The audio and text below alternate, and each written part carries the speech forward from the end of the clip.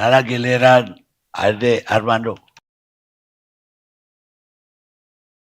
Belum.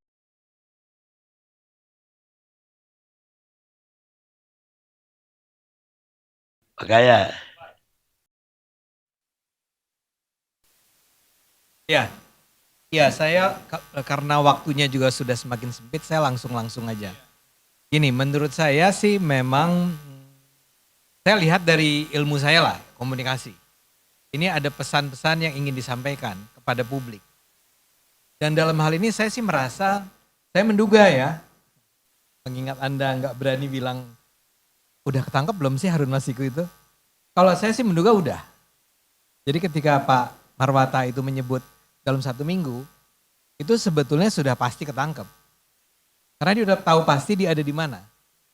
Atau bahkan udah dalam tahanan sekarang, tahanan KPK. Saya duga ya.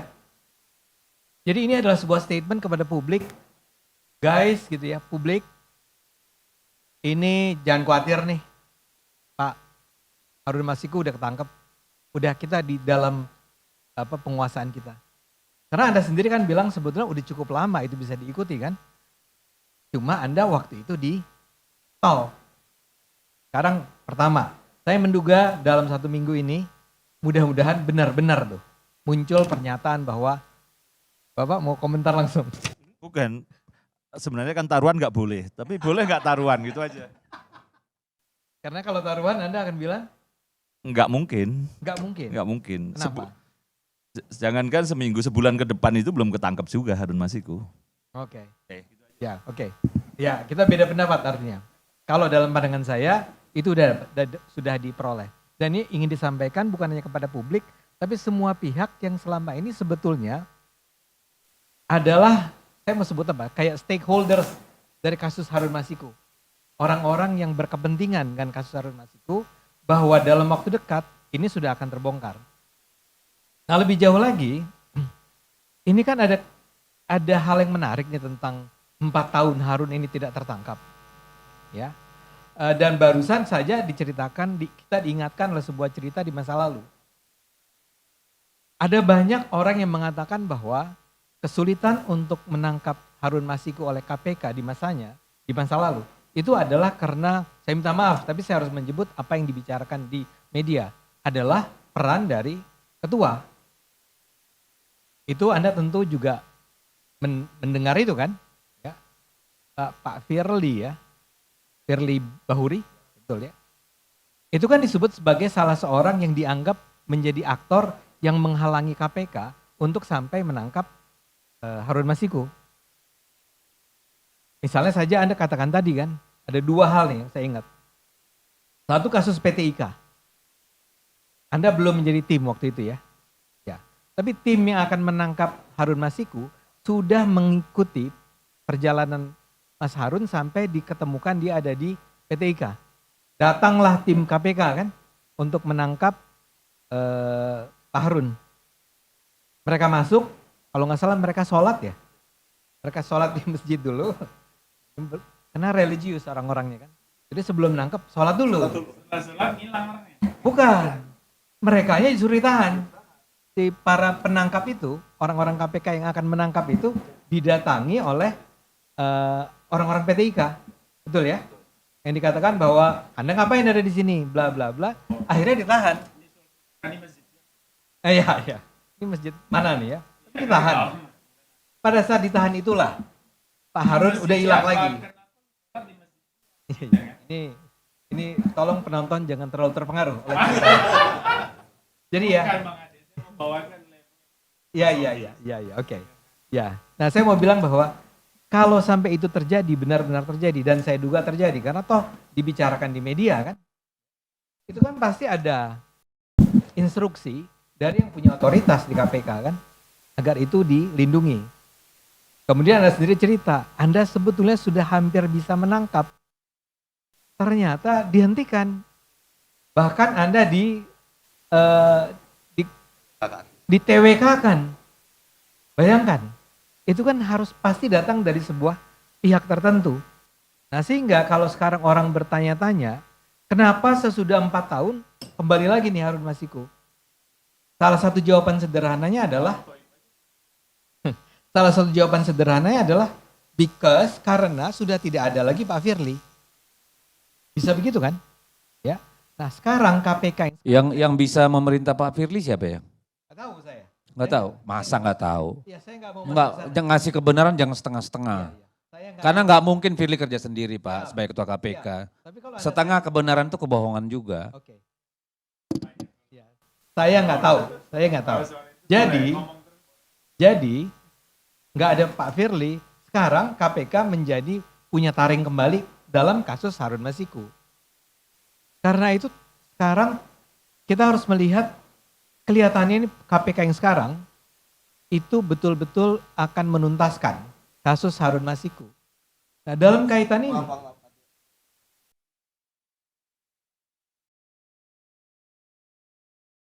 Mungkin karena tadi Pak Ade nyebut Firly terus, sedikitnya ditahan. Segera tahan Firly Bahuri.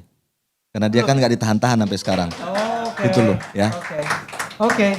Wah ini menarik, ini salah satu hal yang penting juga. Saya pikir udah ditahan. Oke. Jadi, nah sekarang kelihatan bahwa KPK seperti ingin menunjukkan bahwa gue nggak ada lagi orang yang menghalangi kami ya. Karena itu menurut saya proses pemeriksaan Pak Hasto sendiri itu harus dibaca dalam komunikasi yang sama. Ini adalah sebuah pernyataan tegas. Karena itu bentuk penahanannya harus dibuat dramatis. Diundang, walaupun tadi Kodari bilang ya, orang lain 9 jam. Ini kan belum sampai ke tahap, kan sudah dikatakan belum masuk materi kok. Yang 1,5 jam ini, 1,5 jam atau 1 jam ya. Tapi 2 jamnya dibiarkan, bayangin. Sekjen PDIP yang tadi kata Pak Karni adalah partai terbesar dan pemenang pemilu. Sekjennya, yang selama ini kita kenal sebagai orang yang sakti, itu dibiarkan kedinginan di bawah AC. Bukan itu persoalannya Mas. Persoalan 2 jam itu adalah karena ternyata tidak terjadi pendalaman dengan informasi baru. Jadi bukan soal dia sekjen atau apa. Tetapi untuk apa 2 jam orang disuruh menunggu tanpa proses hukumnya. Jadi jangan dikait-kaitkan dengan sekjen, dengan partai. Terlalu lebar Ini Anda. nanti pertanyaan saya sebetulnya. Iya, Gitu. ada nanti. Enggak, kalau kita nanti terlalu jauh, semua bisa, gitu loh. Iya.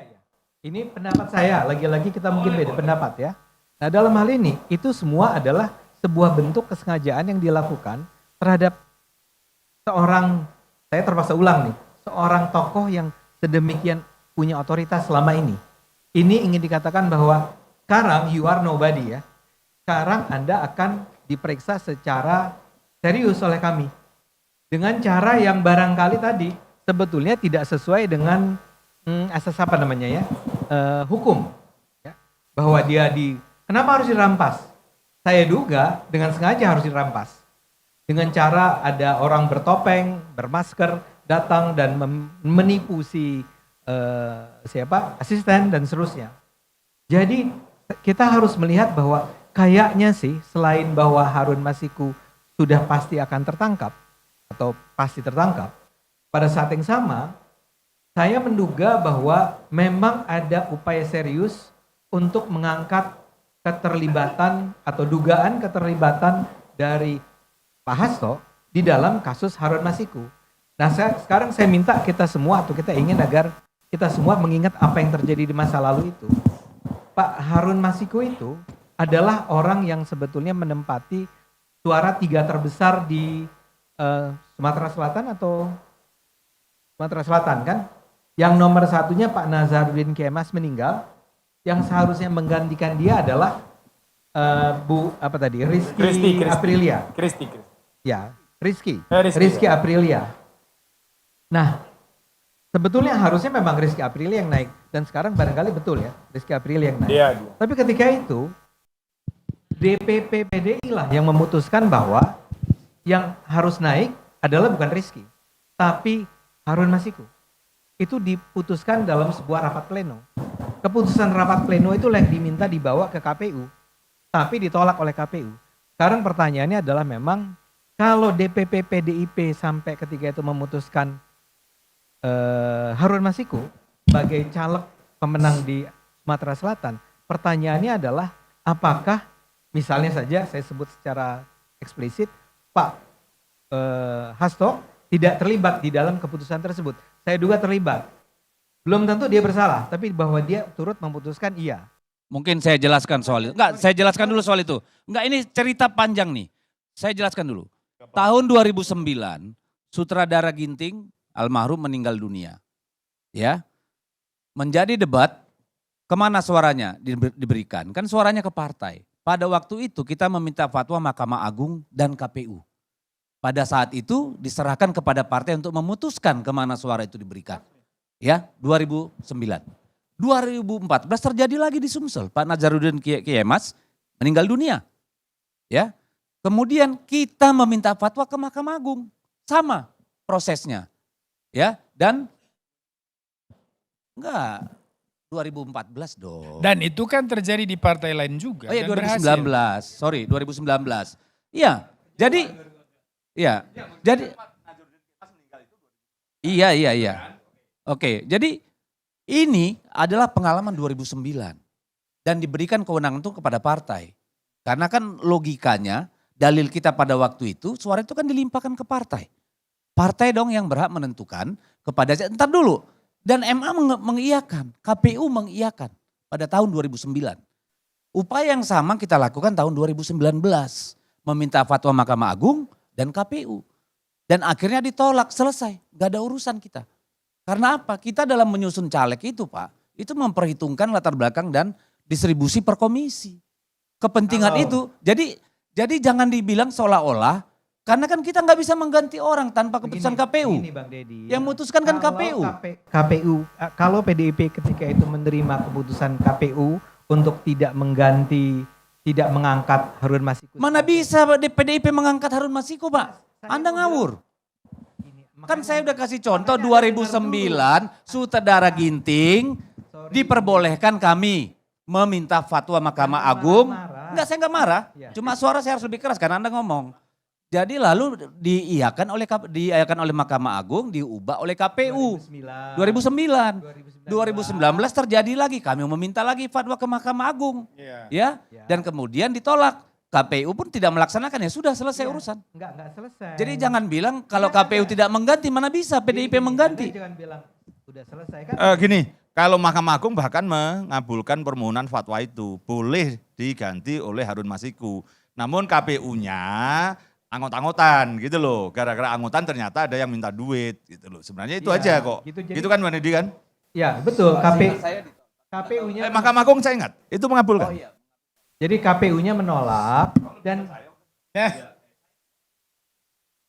nah gitu KPU-nya menolak karena itulah kemudian Harun Masiku memberikan uang 600 juta rupiah kepada Wahyu Setiawan di KPU. Kalau memang nggak ada masalah harusnya nggak usah bayar 600 juta rupiah dong. Ya itu Anda tanya Harun Masiku. Karena tidak ada urusannya partai apalagi sekjen di situ. Apa urusannya? Ini kepentingan orang per orang dan ada comblangnya kan itu aja. Tahu karena Harun Masikunya kabur. Harun Masikunya nggak pernah bisa ditanya. Saya tanya Anda, ya masa iya juga partai nyuruh orang nyuap? Anda itu kan insinuasinya kayak begitu. Saya nggak bilang Partai Anda mungkin iya, jangan bilang bisa lah. Di kita nggak mungkin Pak, entah kalau partai Anda. Ngarang aja. Kok bisa lah? Saya nggak ngerti kenapa Anda menuduh PSI. Loh enggak, karena Anda bilang bisa lah. Ya bisa lah. Enggak bisa lah, masa partai nyuruh orang nyuap? Ya bisa aja. Oh iya partai Anda kali, partai saya enggak Pak. Ya oke. Iya. Selesai. Saya mau katakan bahwa ketika itu Harun Masiku pergi. Nah sekarang pertanyaannya adalah satu. Apakah ada tokoh-tokoh di PDIP kalau bukan partainya nih? Adakah pimpinan PDIP terlibat dalam pemberian 600 juta rupiah itu? Yang selama ini sudah tertangkap adalah 3 orang. Anda silakan baca prosiding putusan pengadilan, ada nggak disebut? Karena pasti ditanyakan itu Pak. Jadi jangan lagi berasumsi dengan fakta hukum. Belum pernah diperiksa. Orang-orang yang terlibat dalam penyuapan. Harun Masiku Loh. tidak pernah diperiksa. Itu fakta nanti, tapi fakta sekarang nggak usah berinsinuasi. Fakta yang sudah di depan hukum, fakta hukum tidak ada kaitannya. Nanti soal itu lain. Topik jadi menyimpang ini. Topik kita itu tadi itu jelas sekali loh. Saya bacain lagi. PDIP mulai dibidik. Sekjen PDIP. Makanya abang juga jangan Akan biarin dihabisi. kalau melebar. Tuh, saya setuju itu. Sekarang ini. Dari udah lari duluan. Tapi saya setuju dengan judul itu. Ini adalah, kan saya katakan tadi.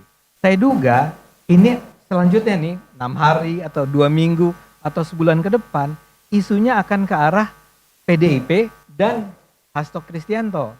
Kalau misalnya Harun Masiku sampai, walaupun Anda nggak percaya enggak ya, tapi kalau Harun Masiku sampai tertangkap, betul-betul sudah ada, dan dia akan bicara, kita tinggal menunggu apakah ini akan berdampak kepada Hasto dan PDIP.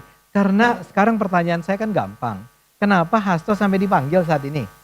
Saya duga ya, karena ada informasi baru yang diperoleh dari mana? Yang diperoleh dari penangkapan Harun Masiku. Saya duga. Apa yang benar saya nggak tahu, tapi saya duga begitu. Begitu bos.